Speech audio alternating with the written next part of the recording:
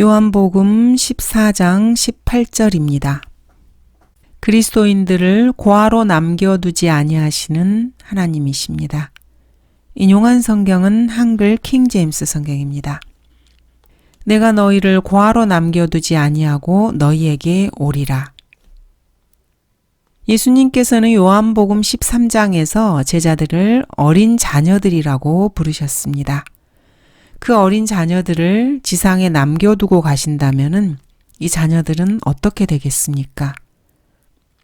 고아가 될 수밖에 없습니다. 그래서 주님께서는 다시 너희에게로 오리라고 약속하셨습니다. 그리고 오순절에 성령께서 내려오셔서 그리스도인 각 사람에게 임하셨습니다. 그리고 그 약속을 지키셨습니다.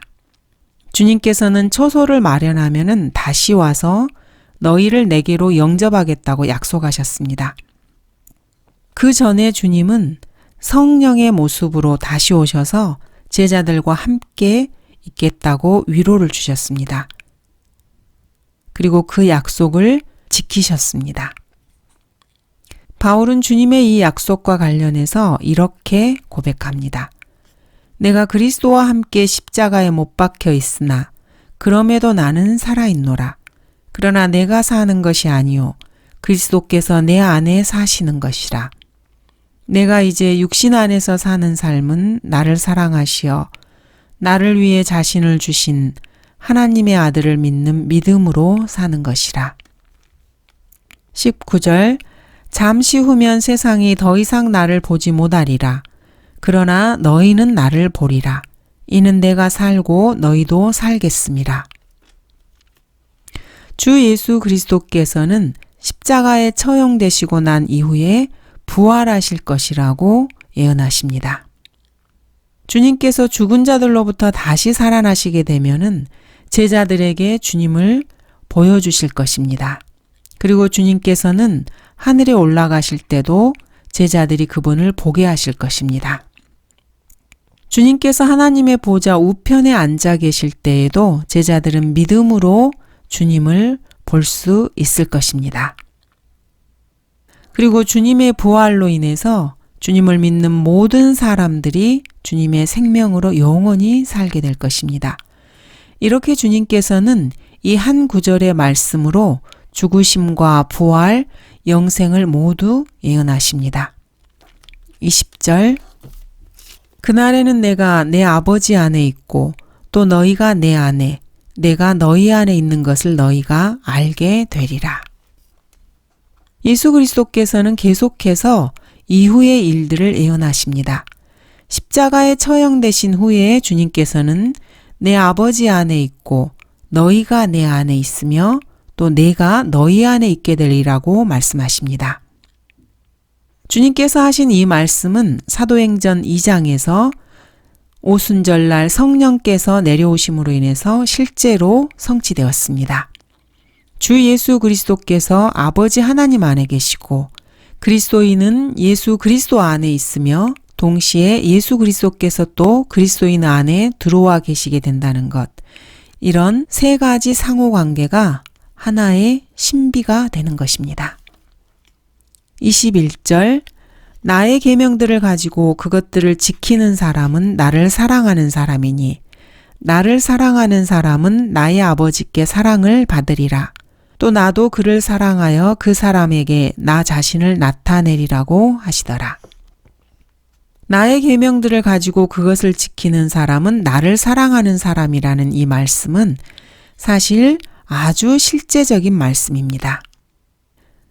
여러분 그리스도인들이 주님을 사랑한다면, 정말로 주님을 사랑한다면은 여러분은 그 사랑을 주님께서 주신 계명을 지킴으로써 보일 수 있습니다.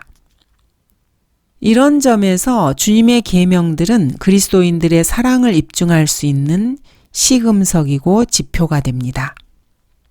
입으로만 주님을 사랑한다고 말하는 사람들을 가려낼 수 있는 아주 중요한 실제적인 말씀입니다. 주님을 진심으로 사랑하는 사람은 나는 주님을 사랑해요. 이렇게 말할 시간도 없습니다, 사실. 주님을 진심으로 사랑하는 사람은 주님의 계명들을 지키는데 마음을 쏟습니다. 그런 사람은 구태여 나는 주님을 사랑해요 이렇게 입으로 말할 필요도 없습니다. 그 안에 들어와 살고 계신 주님께서 모든 것을 이미 알고 계시기 때문입니다. 나는 주님을 사랑해요. 사랑, 사랑, 사랑. 이런 말은 사실은 실제로는 주님을 사랑하지 않는 가짜 그리스도인들이나 은사주의자들 같은 젖먹이들이 하는 말입니다. 하나님의 사랑에는 하나님께서 세상을 이처럼 사랑하셔서 그의 독생자를 주셨으니라는 이 구절에서 보이는 일종의 법률적인 사랑이 있습니다. 또한 하나님의 사랑에는 그리스도께서 사람들을 사랑하셔서 사람들을 위해 죽으셨다고 말할 때의 사랑이 있습니다. 또 그리스도께서 교회를 사랑하셔서 자신을 주셔서 세상에 대한 사랑보다는 주님의 몸의 지체들을 향한 사랑을 더 나타내셨다고 말할 때 그런 사랑이 있습니다. 이 구절에서는 주님이 믿는 자들에게 주시는 개인적인 사랑이 나타나 있습니다. 주님과 성도 사이에 인격적이고 개인적인 관계가 형성되는 것입니다. 그리고 성도와 그리스도 간에 개인적인 사랑이 서로 오가는 것입니다. 여러분 그리스도인들은 주님을 사랑하십니까? 그렇다면 여러분은 하나님의 사랑을 받을 것입니다. 그 사랑은 하나님께서 개인적으로 여러분 각 개인을 사랑하시는 아주 특별한 사랑입니다. 또 나도 그를 사랑하여 그 사람에게 나 자신을 나타내리라. 예수 그리스도께서는 여러분들에게 어떤 방식으로 자신을 나타내실 것 같습니까? 예수님께서 육신을 입고 다시 오셔서 여러분이 육신의 눈으로 예수님을 볼 수 있도록 여러분 앞에 나타나지는 않습니다. 그렇다고 해서 야곱이 베델에서 하늘에까지 닿는 사다리를 꿈에서 본 것처럼 그런 식으로 예수 그리스도께서 꿈이나 환상을 통해 여러분에게 나타나시는 것도 결코 아닙니다. 예수 그리스도께서는 여러분 그리스도인들에게 영적으로 자기 자신을 드러내 보이실 것입니다. 이 영적 계시야말로 여러분 그리스도인들이 그분을 여러분 안에 계신 분으로 인식하게 할 것입니다. 그러면 그리스도인은 자신의 혼 저 깊은 곳에서 예수님의 사랑과 도우심을 감지하게 됩니다. 하나님의 말씀을 읽을 때도 성령께서 밝게 조명을 주십니다. 주님께서는 여러분 곁에 계시면서 말씀을 들려주시는 것을 알게 됩니다. 이렇게 함으로써 여러분 그리스도인들은 주님을 보고 주님의 음성을 들으며 말씀이 육신이 되어 자신의 모습을 드러내시는 주님을 여러분의 마음속으로 맞아들이게 됩니다. 이것이 주님께서 특별하게 개인적으로 사랑하는 사람들에게 보이시는 현상입니다. 내가 주에 대하여 귀로만 들었사오나 이제는 내 눈으로 주를 보나이다. 욥은 이렇게 고백합니다. 정녕 내가 죽음의 그림자의 골짜기를 지날지라도 악을 두려워하지 않으리니 이는 주께서 나와 함께 계심이요 주의 지팡이와 주의 막대기가 나를 위로하심이라. 이렇게 다윗은 고백합니다.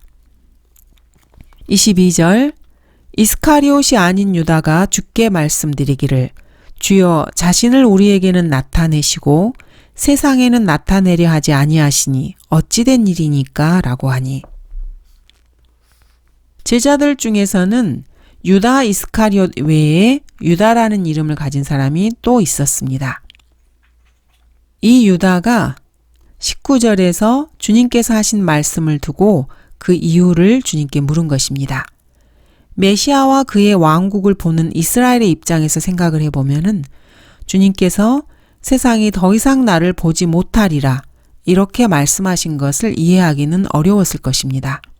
더군다나 너희는 나를 보리라고 말씀하시면서 세상과 자신들을 구별하는 이유를 이해하기 힘들었을 것입니다.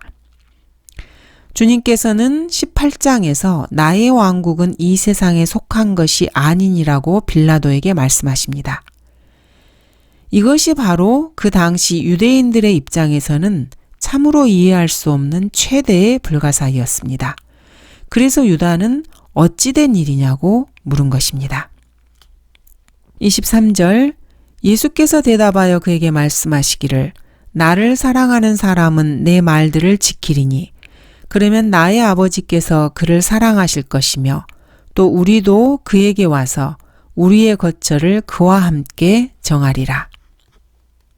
주 예수 그리스도를 사랑하는 사람은 그분의 말씀들을 지킨다고 말씀하십니다. 지킨다는 영어로 keep입니다. 이것은 그분의 말씀들에 순종하는 것 그 이상의 뜻입니다. 말씀들을 굳게 붙잡고 그 말씀들을 신뢰하고 의지하면서 끝까지 주님의 말씀들을 손에서 놓지 않고 매달리는 것을 말합니다. 이는 또한 이 말씀들을 그리스도인에게서 빼앗으려고 하는 어떤 세력에 대해서 저항한다는 의미를 포함하고 있습니다. 주 예수 그리스도의 말씀들은 그리스도인에게 유익이 되는 건전한 말씀들입니다. 그러므로 그것을 손에서 결코 놓아서는 안 됩니다. 주님을 사랑하는 사람은 그분의 말씀들에 의지해서 살아가는 사람입니다. 여러분이 주님의 말씀을 꼭 붙잡고 거기에 매달리고 있는 것을 보면은 반드시 누군가가 다가와서 여러분의 손에서 그 말씀들을 빼앗으려고 할 것입니다. 여러분의 손에서 말씀들을 빼앗으려는 자가 여러분 앞으로 다가오면은 그때 여러분이 손을 내밀어서 그 세력이 제시하는 뭔가를 받으려고 하면은 손에 굳게 잡고 있던 말씀을 떨어뜨리게 되는 것입니다. 이렇게 해서 여러분 스스로가 주님의 말씀들을 손에서 내려놓게 하는 것입니다. 여러분이 주님의 말씀을 굳게 잡고 있으면은 다른 것을 잡으려고 손을 펴서는 안 됩니다. 여러분이 그렇게 하는 순간 말씀이 여러분의 손에서 빠져나가게 됩니다. 잘 생각해 보시기 바랍니다. 여러분이 주님의 말씀을 손에서 놓게 되는 것은 여러분이 다른 뭔가를 잡으려고 하는 바로 그때입니다. 23절 그러면 나의 아버지께서 그를 사랑하실 것이며 또 우리도 그에게 와서 우리의 거처를 그와 함께 정하리라. 여러분 그리스도인들이 주님을 사랑하고 주님의 말씀을 굳게 잡고 의지하면은 하나님께서도 그 그리스도인을 사랑하십니다. 어느 정도로 사랑하실까요? 아버지 하나님과 아들 하나님께서 그 거처를 바로 그 그리스도인이 살고 있는 곳으로 옮기시겠다고 말씀하십니다. 바로 그 그리스도인에게 오셔서 그 사람과 같이 사시겠다는 것입니다. 그것도 일시적으로 같이 사는 것이 아닙니다. 우리의 거처를 정한다고 말씀하시는 것은 영원히 들어와 사신다는 뜻입니다. 그리스도인들이 주님의 말씀을 신뢰하고 그 말씀을 붙잡고 매달리면은 하나님께서는 그 사람을 정말로 사랑하시고 사랑스럽게 여기십니다. 그래서 그 사람에게 오셔서 그 사람과 영원히 함께 사시겠다고 말씀하십니다. 여러분이 그리스도인이라면 이보다 더 바랄 만한 것이 또 무엇이 있겠습니까? 그러므로 여러분의 손에서 말씀을 절대로 내려놓아서는 안 됩니다. 24절 나를 사랑하지 않는 자는 나의 말들을 지키지 아니하느니라. 너희가 듣는 말은 내 말이 아니요 나를 보내신 아버지의 말씀이니라. 하나님을 사랑한다고 입으로 말할 필요가 없습니다. 하나님을 사랑하는 사람은 하나님의 말씀을 지킵니다. 그 말씀을 자신의 손에서 빼앗아가지 못하도록 끝까지 붙들고 지키는 사람이 바로 하나님을 사랑하는 사람들입니다. 25절부터 주님께서는 내적 화평을 약속하고 계십니다. 내가 아직 너희와 함께 있을 때 이런 일들을 너희에게 말하였노라. 그러나 위로자이신 성령을 아버지께서 내 이름으로 보내시리니 그가 너희에게 모든 것들을 가르치시며 또 내가 너희에게 말한 모든 것들을 기억나게 하시리라. 그리스도인의 마음속에 깊이 새겨두어야 할 말씀입니다. 우리에게 모든 것들을 가르치시는 분은 바로 성령님입니다. 주님께서 직접 그렇게 말씀하십니다.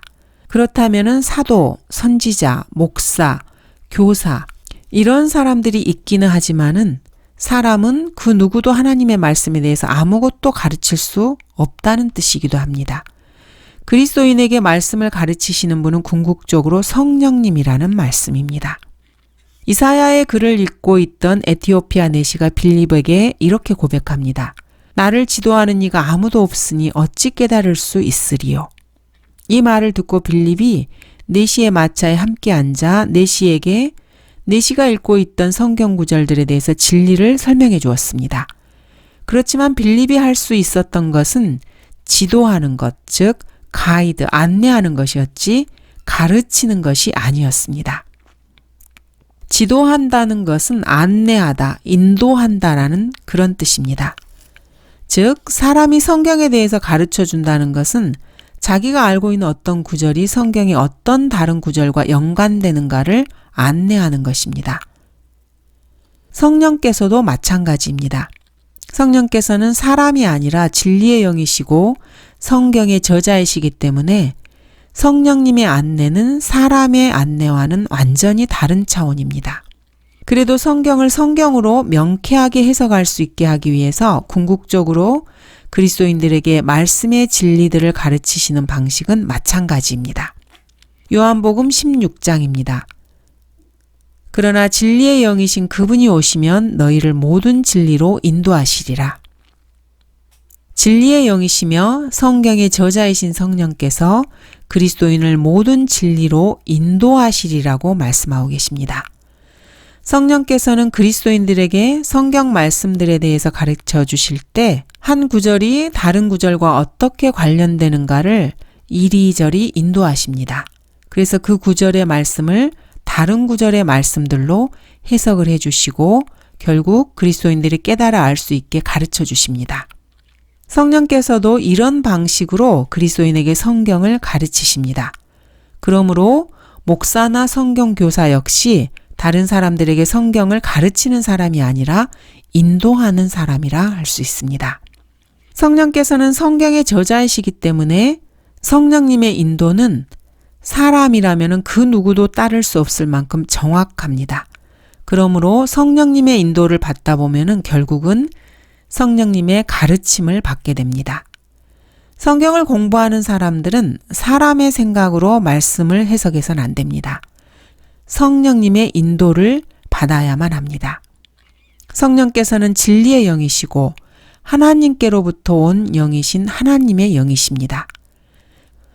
그러므로 그 영의 인도하심을 따라 성경을 읽고 공부해야 그 말씀들이 전하는 진리를 바로 깨달을 수가 있습니다.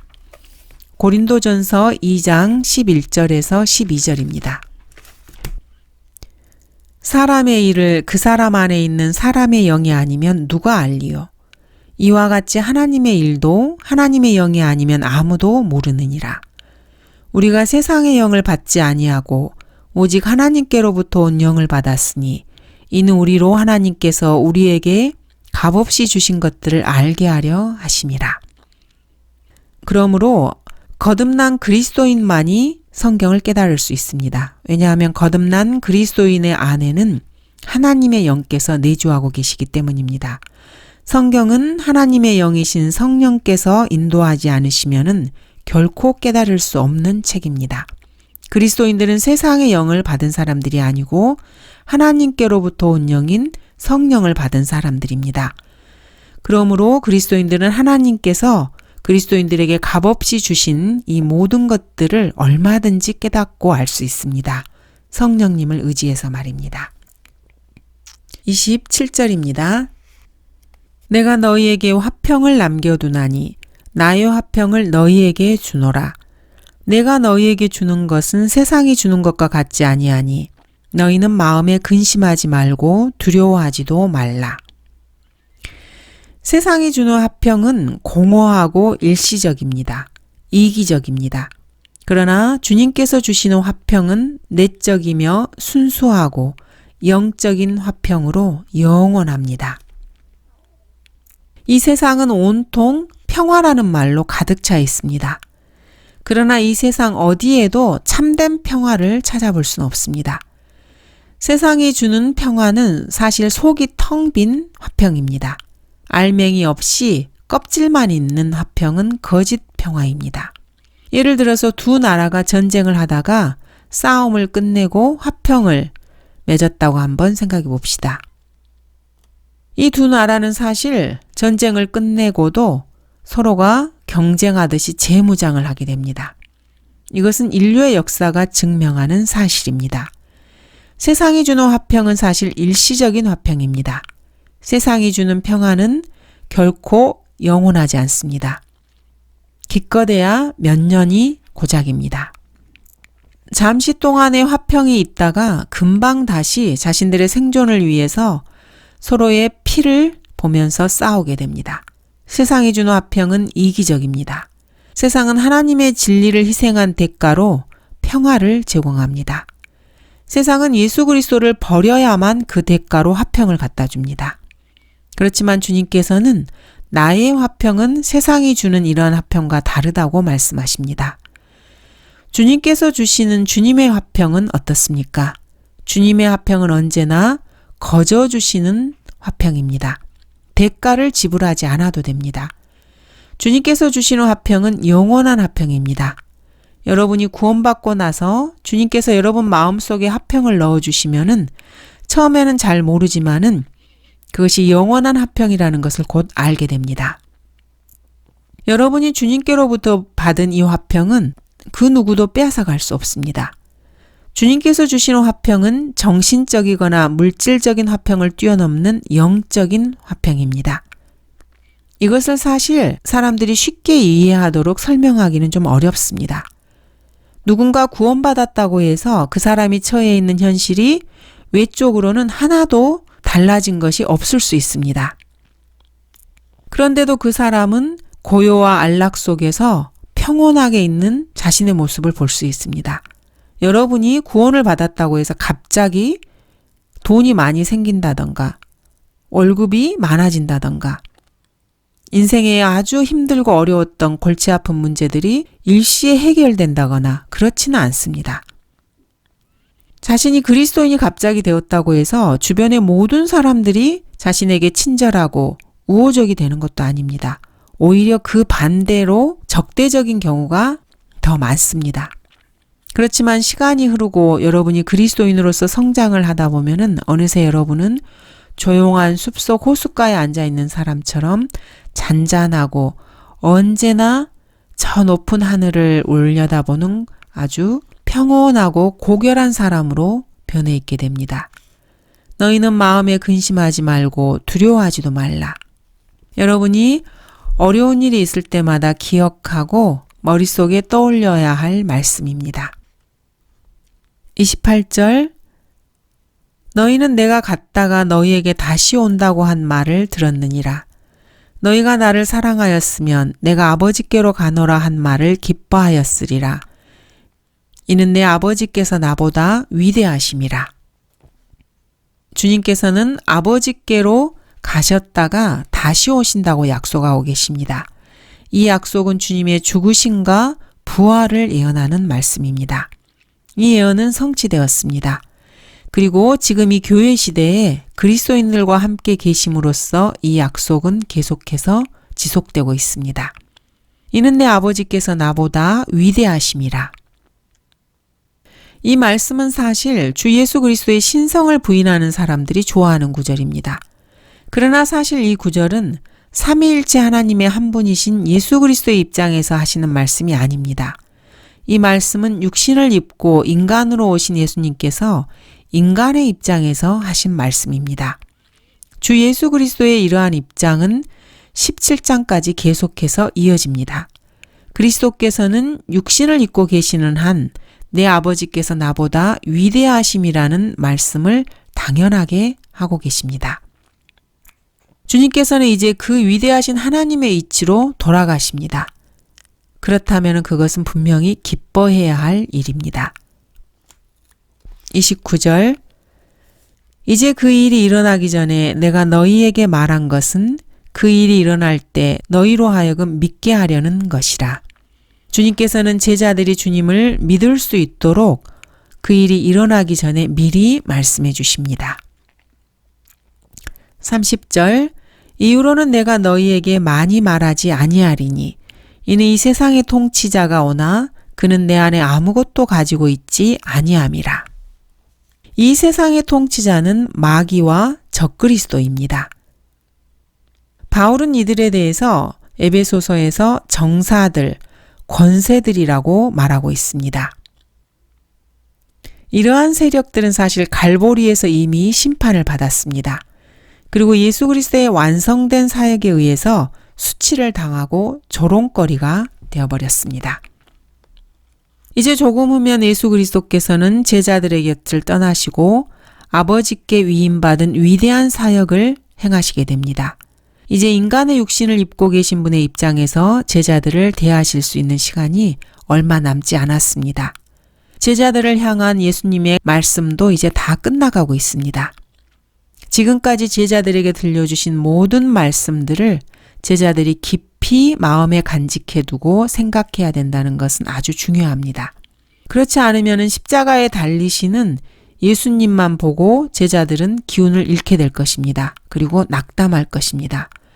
그래서 주님께서는 이제 너희들에게 할 말을 다 했으니 지금까지 너희들에게 한 내 말을 깊이 마음에 새기라고 당부하고 계십니다. 이 세상의 통치자가 와서 창세기 3장 15절에서 예언된 대로 그의 발꿈치를 부술 것입니다. 그러나 그는 내 안에 아무것도 가지고 있지 않기 때문에 조금도 근심하거나 두려워할 필요가 없습니다. 주 예수 그리스도께서는 죄가 없으시기 때문에 마귀는 예수님께 아무것도 요구할 권리를 갖지 못합니다. 창세기 3장 15절입니다. 내가 너와 여자 사이에 또 내 씨와 그녀의 씨 사이에 적이를 두리니 그녀의 씨는 너의 머리를 부술 것이요 너는 그의 발꿈치를 부술 것이라. 사탄은 십자가를 통해서 예수 그리스도의 발꿈치를 부술 것입니다. 그러나 주님께서는 십자가를 통해서 공중권세의 세력을 가진 이자들을 완전히 멸망시키실 것입니다. 완전히 패배시키고 승리하시게 됩니다. 그리고 재림하심으로써 사탄의 씨, 적그리스도의 머리를 부술 것입니다.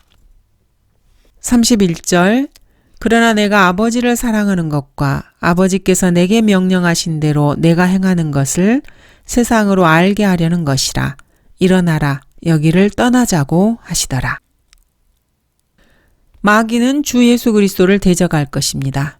그러나 주님께서는 아버지께서 내게 명령하신 대로 십자가에 달리실 것이고 이를 통해서 주님께서 얼마나 하나님 아버지를 사랑하는지를 세상 사람들에게 알릴 것입니다. 일어나라 여기를 떠나자. 주님께서는 이제 마침내 주의 만찬의 식탁에서 일어나십니다. 그리고 이어지는 15장과 16장에서는 다락방에서 나가셔서 예루살렘 거리를 거니시면서 제자들에게 계속해서 말씀하시는 내용이 이어지게 됩니다.